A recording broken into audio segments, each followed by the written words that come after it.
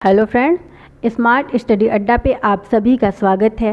हिंदी के इस सेशन में हम लोग 40 प्रश्नों की प्रैक्टिस करेंगे। ये class Uttar Pradesh police constable और सब इंस्पेक्टर के लिए इम्पॉर्टेंट क्लास है। इसके साथ ही हिंदी जिस भी एग्ज़ाम में आती है उसके लिए ये क्लास बहुत ही महत्वपूर्ण क्लास है। आइए सेशन को स्टार्ट करते हैं। क्वेश्चन है, वीर रस का स्थायी भाव है शोक, भय, उत्साह या फिर जुगुप्सा। तो इसका राइट आंसर सी होगा। वीर रस का स्थायी भाव उत्साह होता है, करुण रस का स्थायी भाव शोक होता है, भयानक रस का स्थायी भाव भय होता है और बीभत्स रस का स्थायी भाव जुगुप्सा होता है। अगला क्वेश्चन है, कारक के कितने भेद हैं? ऑप्शन है 7, 8, 9 या 10। तो इसका राइट आंसर बी होगा। कारक के 8 भेद होते हैं। कर्ता कारक, कर्म कारक, करण कारक, संप्रदान कारक, अपादान कारक, संबंध कारक, अधिकरण कारक और संबोधन कारक। अगला क्वेश्चन है, अनिल और अनल शब्द का सही अर्थ है। ऑप्शन है आग, हवा या हवा और आग, हवा और जंगल या फिर जंगल और आग। तो इसका राइट आंसर बी होगा, हवा और आग। अनिल का अर्थ होता है हवा और अनल का अर्थ होता है आग। अगला क्वेश्चन है, दो पर्वतों की भूमि को उपत्यका कहते हैं, घाटी कहते हैं या फिर द्रोण कहते हैं या वेसीन कहते हैं। तो इसका राइट आंसर बी होगा। दो पर्वतों के बीच की जो भूमि होती है उसे घाटी कहते हैं और जो पर्वत के नीचे की भूमि होती है उसे उपत्यका कहते हैं। ये क्वेश्चन बहुत ही इंपॉर्टेंट है, इस पे आप लोग स्टार लगाइएगा और इसको ध्यान रखिए। ये दोनों क्वेश्चन आए हुए हैं और एग्ज़ाम में आने की भी इनकी संभावना रहती है क्योंकि ये क्वेश्चन बार बार रिपीट होते हैं। अगला क्वेश्चन है, ईश्वर तुम्हें सफलता दे। प्रश्नवाचक वाक्य है, विस्मयवाचक वाक्य है या फिर निषेधवाचक वाक्य या फिर इच्छावाचक वाक्य। तो इसका राइट आंसर डी होगा। ईश्वर तुम्हें सफलता दे, ये हमारी इच्छा है कि हम आपको बोल रहे हैं। तो इसका राइट आंसर डी है। अगला क्वेश्चन है, तारत्व के आधार पर वर्ण के प्रकार। ऑप्शन है अघोष, सघोष, ए और बी दोनों या फिर इनमें से कोई नहीं। तो इसका राइट आंसर सी होगा। तारत्व के आधार पर वर्ण के 2 प्रकार होते हैं, अघोष और सघोष। अघोष के अंदर जो वर्ण आते हैं, वर्ग का पहला और दूसरा वर्ग जो होता है शब्द और स और स, जो ऊष्म व्यंजन के तीनों स हैं वो अघोष होते हैं। सघोष वर्ड का तीसरा, चौथा और पांचवा और जो अंतस्थ व्यंजन होते हैं और ह, ये सभी सघोष होते हैं। अगला क्वेश्चन है, लुंठित या प्रकंपित वर्ण किसे कहते हैं? ऑप्शन है र, व, ड और ढ या फिर क। तो इसका राइट आंसर ए है। लुंठित या प्रकंपित वर्ण र को कहते हैं। ये बहुत ही इंपॉर्टेंट क्वेश्चन है, इस पर डबल स्टार लगाइएगा। ये आया हुआ क्वेश्चन है, कभी आपसे लुंठित पूछेगा या कहीं दे दिया जाता है कि प्रकंपित वर्ण कौन सा है।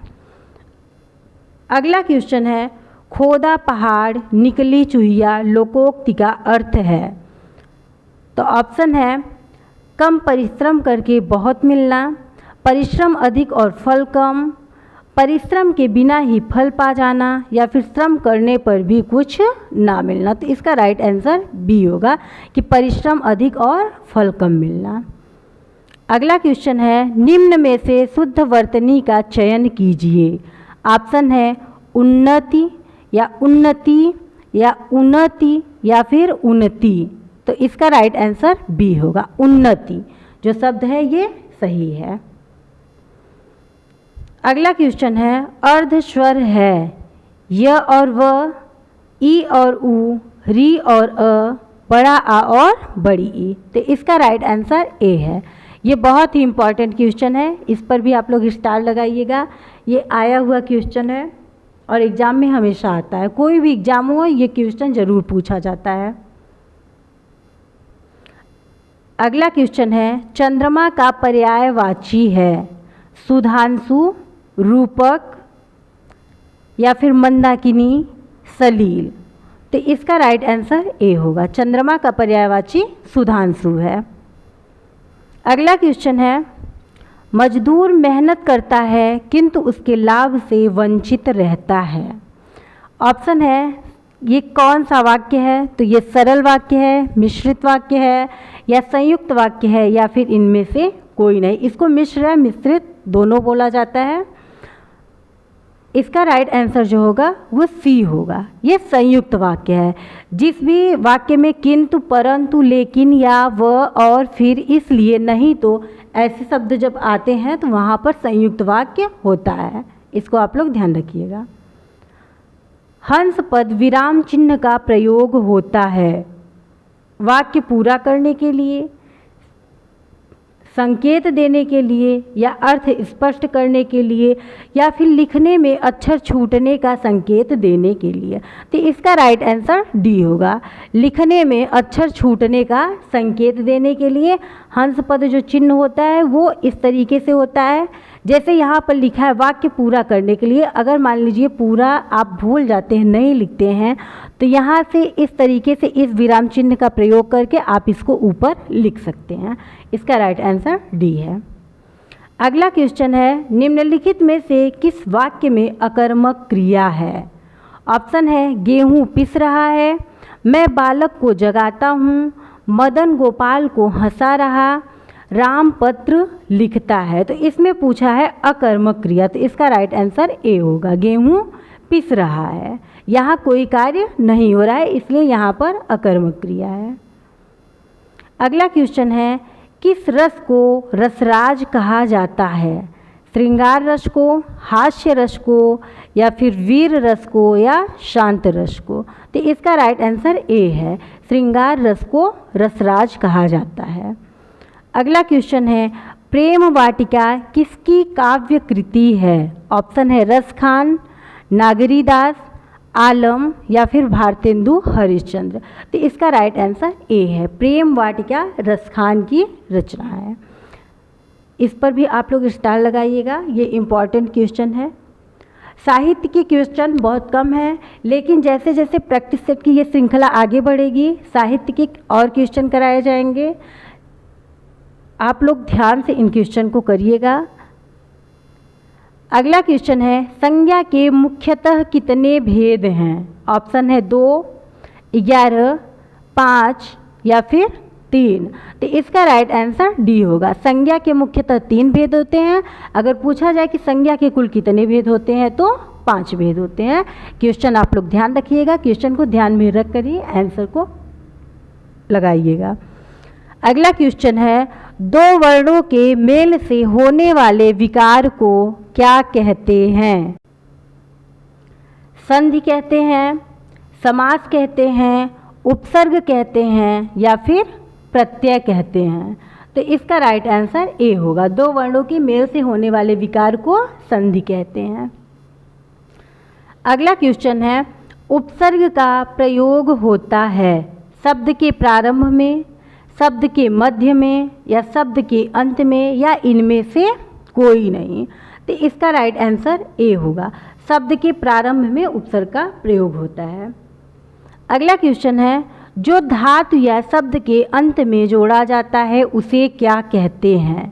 समास कहते हैं, यहाँ स होगा समास, अव्यय कहते हैं, उपसर्ग कहते हैं, या फिर प्रत्यय कहते हैं? तो इसका राइट आंसर डी होगा।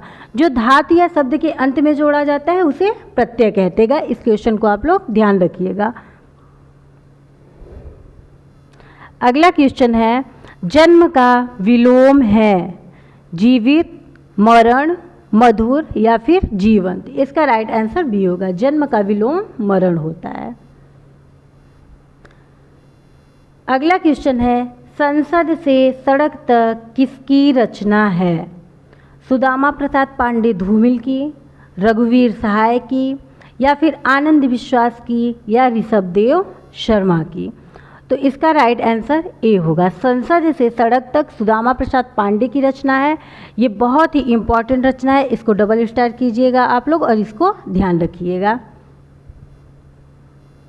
अगला क्वेश्चन है, मिट्टी की बारात किसकी रचना है? महादेवी वर्मा की, सुभद्रा कुमारी चौहान की, या फिर शिवमंगल सिंह सुमन की, या मैथिली शरण गुप्त की? तो इसका राइट आंसर होगा सी, शिवमंगल सिंह सुमन की रचना है। ओष्ठा आकृति के आधार पर स्वर के प्रकार 2, 6, 8 या फिर 3। तो ओष्ठा आकृति के आधार पर स्वर के 2 प्रकार होते हैं। वृत्तमुखी होता है, वृत्तमुखी, और एक होता है आवृत्तमुखी।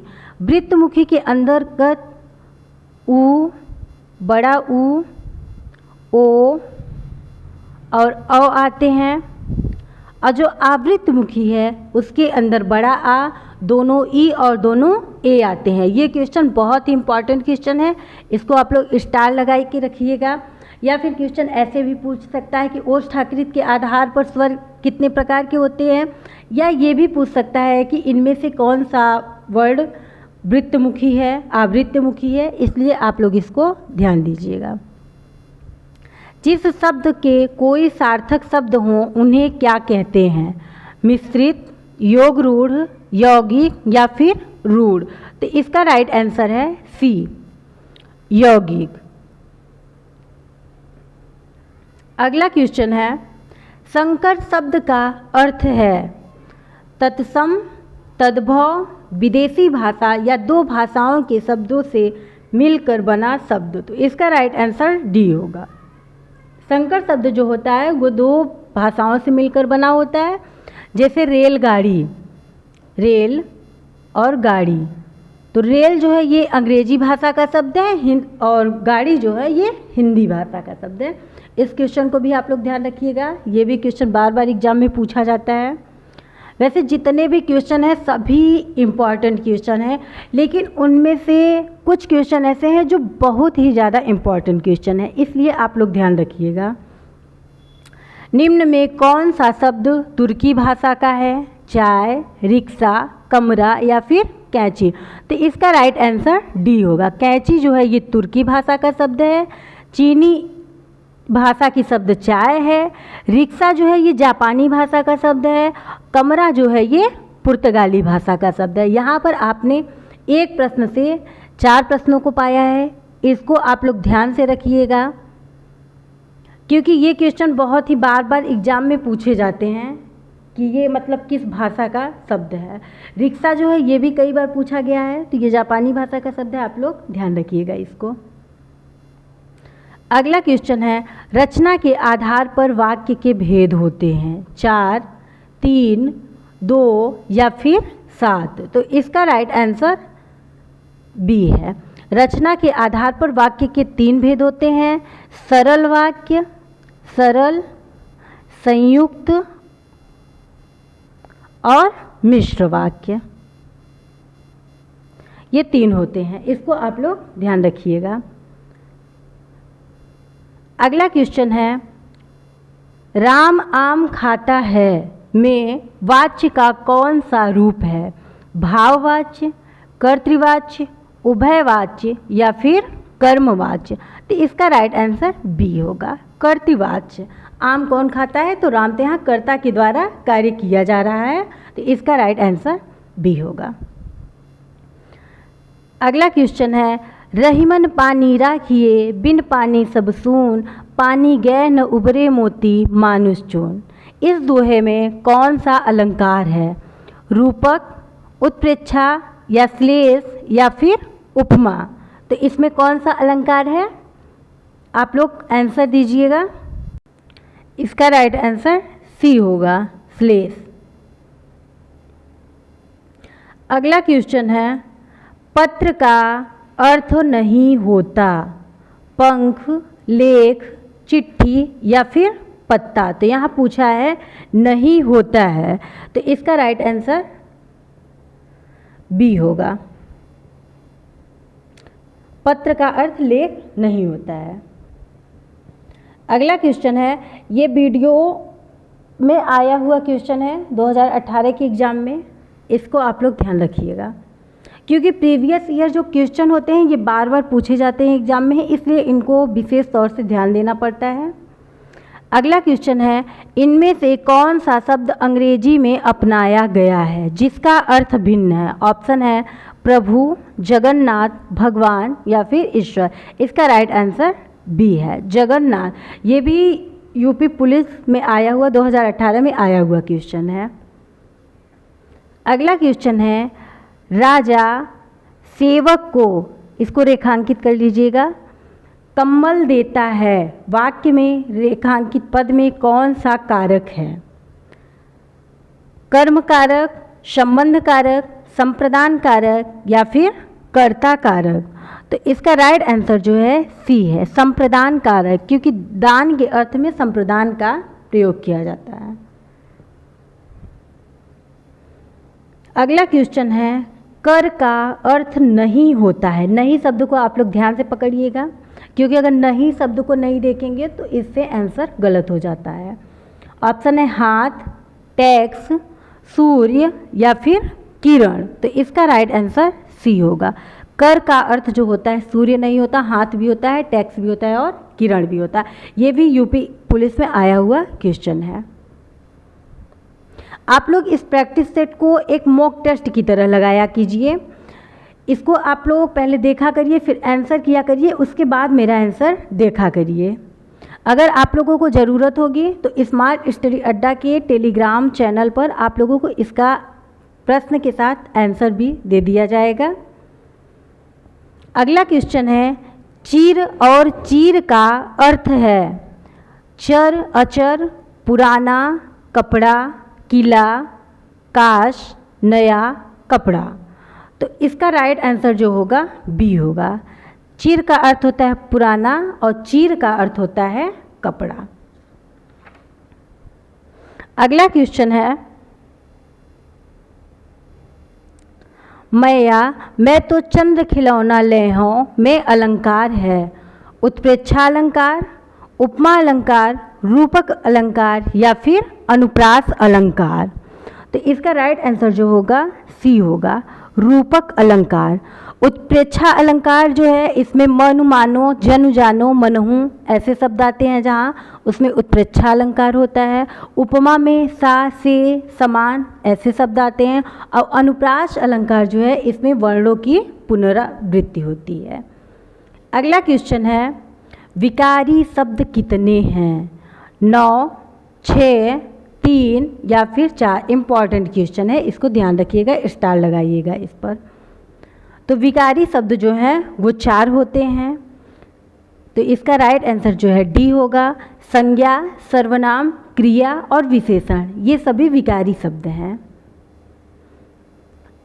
अगला क्वेश्चन है, हिंदी में लिंग के कितने प्रकार माने जाते हैं?